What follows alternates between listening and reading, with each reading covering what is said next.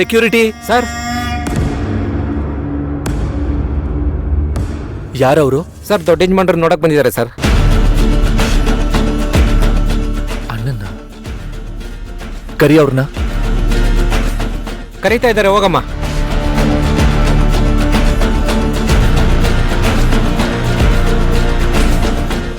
ಏನ್ ವಿಷಯ? ಅಥರ್ವನ ಯಾಕೆ ಮೀಟ್ ಆಗ್ಬೇಕು? ಅದು ಅವ್ರ ಹತ್ರ ಒಂದು ಹೆಲ್ಪ್ ಕೇಳಿದ್ದೆ, ಮಾಡ್ತೀನಿ ಅಂತ ಹೇಳಿದ್ರು. ಆದರೆ ಅವ್ರ ಫೋನ್ ನಾಟ್ ರೀಚಬಲ್ ಬರ್ತಾ ಇದೆ, ಅದಕ್ಕೆ ಮನೆ ಹತ್ರ ಹುಡುಕೊಂಡು ಬಂದೆ. ದುಡ್ಡಿನ ಸಹಾಯನ? ಅಲ್ಲ ಸರ್, ಅದಲ್ಲ. ಅದು ಆಫೀಸ್ ವಿಚಾರವಾಗಿ ಮಾತಾಡಬೇಕಿತ್ತು. ಅವ್ರ ಹತ್ರನೇ ಡೈರೆಕ್ಟಾಗಿ ಮಾತಾಡ್ತೀನಿ. ಹಾಗಿದ್ರೆ 2 days ಬಿಟ್ಟು ಆಫೀಸ್ ಹತ್ರ ಬನ್ನಿ. ಅವ್ರೀಗ ಮನೇಲಿ ಸಿಗಲ್ವಾ? ಆಫೀಸ್ ವಿಷಯನ ಆಫೀಸಲ್ಲೇ ಮಾತಾಡಬೇಕು, ಮನೇಲಲ್ಲ.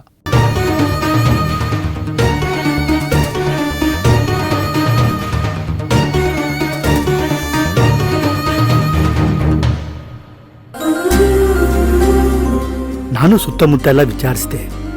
ಮದುವೆ ತುಂಬಾ ಹತ್ತಿರದಲ್ಲೇ ಇದೆಯಲ್ಲ, ಯಾವ ಚೋಲ್ಟ್ರಿನೂ ಸಿಗ್ತಾ ಇಲ್ಲ.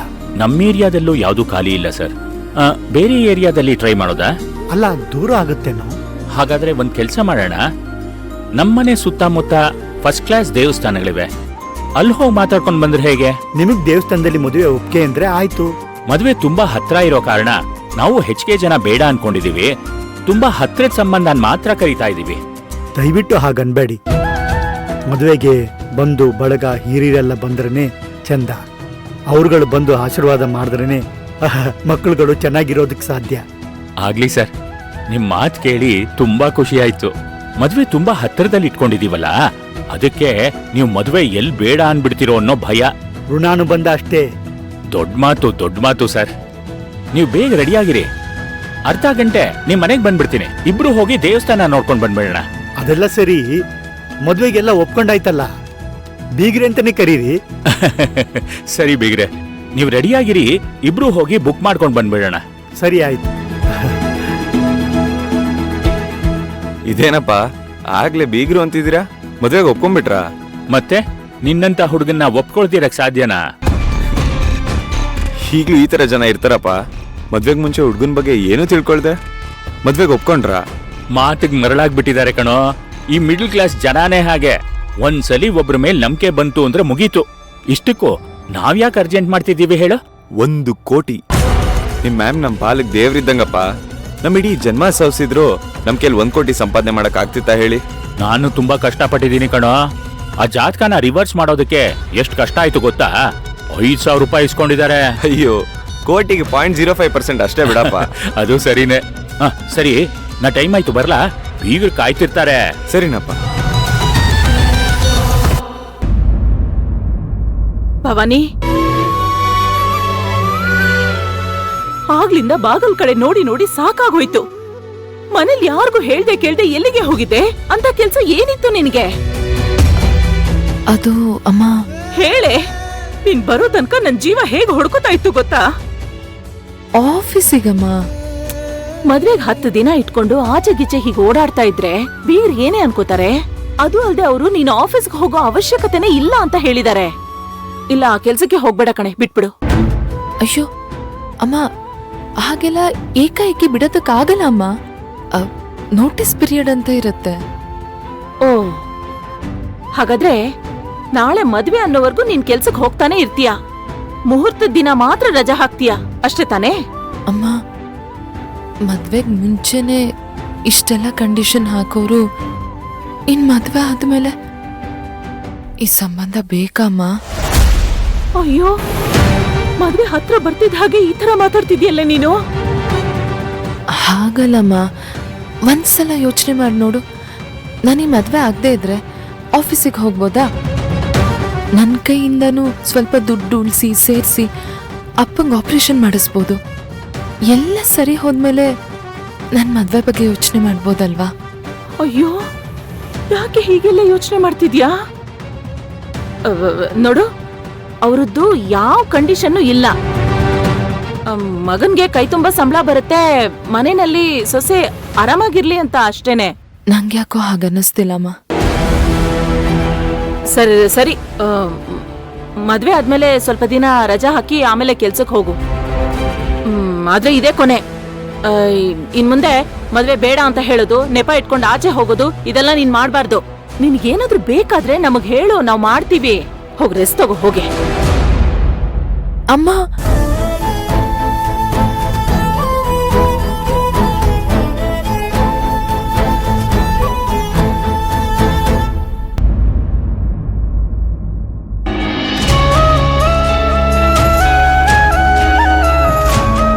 ಹುಡುಗನ ಜಾತಕದಲ್ಲಿ ಇನ್ನು 10 ದಿನ ಗುರುಬಲ ಇದೆ.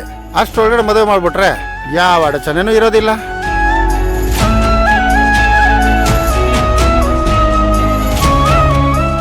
ನಮ್ಗೆ ಮದ್ವೆಗೆ ಒಪ್ಪಿಗೆ ಇದೆ.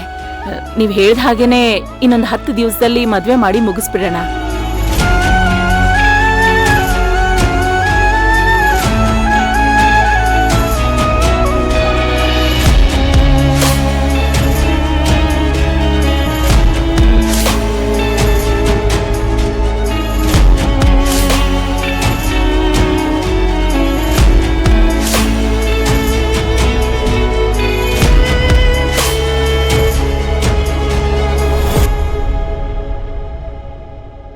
ಹೇಳ್ದೆ ಕೇಳ್ದೆ ಎಲ್ಲಿಗೆ ಹೋಗ್ಬಿಟ್ಟೆ ನೀನು? ನಿನ್ನನ್ನು ಬಿಟ್ಟಿರೋಕ್ ನನಗೆ ಎಷ್ಟು ಕಷ್ಟ ಆಗ್ತಿದೆ ಗೊತ್ತಾ?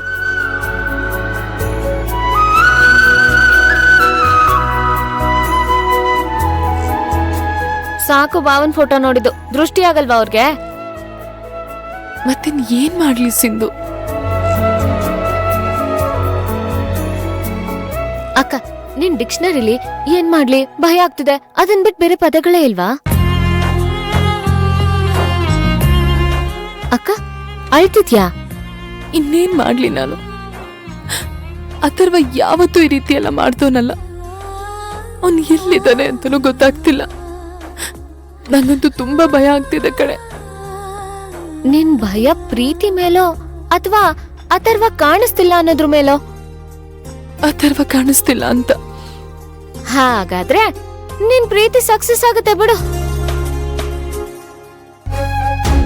ಸಿಂಧು, ಎತ್ತೇಳೆ, ಏನಾದ್ರೂ ಹೇಳು, ಇಲ್ಲಾಂದ್ರೆ ನನಗೆ ಹುಚ್ಚಿಡ್ದಂಗಾಗುತ್ತೆ.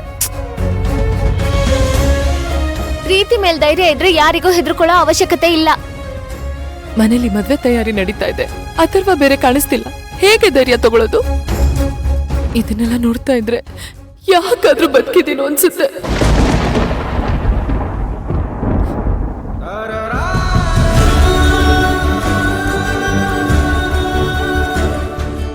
ಏನೇ ಅಕ್ಕ ಹೀಗ್ ಮಾತಾಡ್ತಿದ್ಯಾ?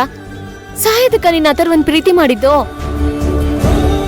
ಅಪ್ಪಿ ತಪ್ಪಿನು ನಿನ್ ಬಾಯಿಂದ ಇನ್ನೊಂದ್ಸಲ ಈ ತರ ಮಾತುಗಳು ಬರ್ಬಾರ್ದು. ನಾನ್ ಇದೀನಿ ಕಣೆ, ಭಯ ಪಡ್ಬೇಡ. ಪ್ರೀತಿ ಬದುಕೋದಕ್ಕೆ ಸ್ಫೂರ್ತಿ ಆಗ್ಬೇಕು, ಸಾಯೋದಕ್ಕೆ ಮಾದರಿ ಆಗ್ಬಾರ್ದು. ನೋಡು, ನಿನ್ ಪ್ರೀತಿನ ಉಳಿಸ್ಕೊಡೋ ಜವಾಬ್ದಾರಿ ನಂದು. ನಿನ್ ತಂಗಿ ಮೇಲೆ ನಿನಗ್ ನಂಬಿಕೆ ಇದ್ರೆ ಈಗ ಸುಮ್ನೆ ಮಲ್ಕೋ. ಸಿಂಧು, ನಿನಗೆ ಹೇಳ್ದೆ ಒಂದ್ ಕೆಲ್ಸ ಮಾಡ್ಬಿಟ್ಟೆ ಇವತ್ತು. ಅಂತದೇನೋ? ಇವತ್ತು ನಾನು ಅಥರ್ವನ್ ನೋಡೋದಿಕ್ಕೆ ಅಂತ ಅವ್ರ ಮನೆ ಹತ್ರ ಹೋಗಿದ್ದೆ. ಸೆಕ್ಯೂರಿಟಿ ಒಳಗ್ ಬಿಡ್ಲಿಲ್ಲ.